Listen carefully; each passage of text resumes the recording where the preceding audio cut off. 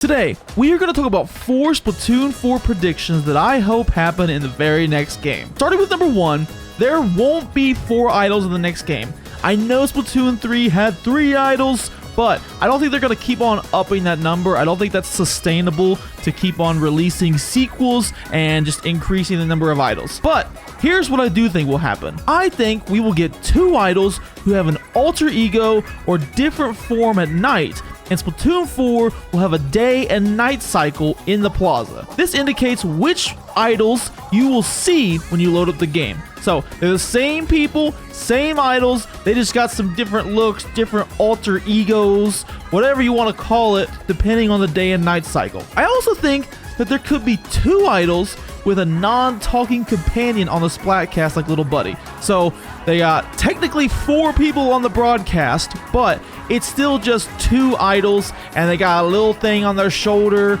or hanging out, like slithering around them, I don't know. A snake, any other type of water creature that could be hanging around the idols. I think that could be a possibility since Little Buddy was such a big hit. So, this also means that Splatfest are back to 2 options.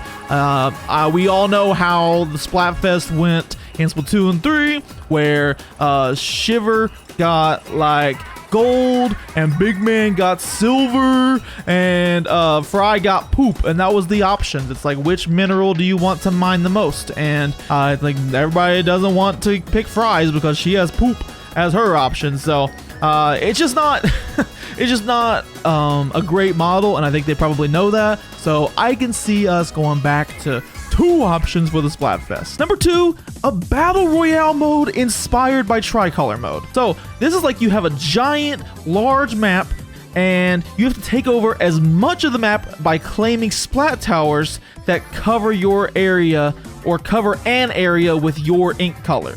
So again, imagine tricolor battle, just a really big map, and you're just going around battling for a tower, and maybe the game indicates like 2 active towers to go fight for. So you go and try to claim that one, and there could be 3 teams there fighting, there could be no teams there fighting, or it could be you versus another team trying to battle out for this specific tower that's going to like spray your ink everywhere. So I think that tricolor battle is really cool, but the maps, are just kind of small. So having that on a larger scale and having it be like a battle royale mode where there's like, I don't know, 10 teams fighting for it, and you got 3 people per team, so 30 total players. But again, I know with the more players, you're starting to get into scary areas where you don't have a full lobby sometimes. So maybe it'll just match up however many teams it can, up to 10. So it could be up to 30 players, but it has to have a team of 3. So could be something like that. Who knows? We'll see. I think it could be fun. I think a battle royale mode makes sense for Splatoon. It's a active, active game with a lot of people playing it when it is like thriving. So I do think that people will flock to that game mode, and people, from what I saw throughout the entirety of Splatoon 3, the amount of people that don't like Turf War is actually kind of surprising to me, because like I just genuinely like playing Turf War. I think that it's a fun game mode. It's very casual. It's 3 minutes. It's like low commitment. You can just pop in and play around and hop off Splatoon for the day if you want to. But like, I do understand that people are looking for a more engaging and long standing game mode. So like, I'm thinking that this battle royale mode could last much longer, and people would be much more engaged with it for longer. So that's kind of why I'm thinking a different game mode could be introduced early versus like, side order or salmon run or anything like that, where it's like way different. Just, Turf War, have casual, have ranked for it, whatever, not Turf War, but like have this battle royale mode, have casual, have ranked for it, and see what people think. I think it could work. Again, the argument could be made that like eventually it could split the player base up too much, but we will see. They gotta try to make some improvements somewhere, because Turf War gets a lot of hate. Number 3, this will probably be a quick point, but I think map design is gonna be more unique, and they're gonna leave behind the Tetris piece shape that people complained about so much in Splatoon 3.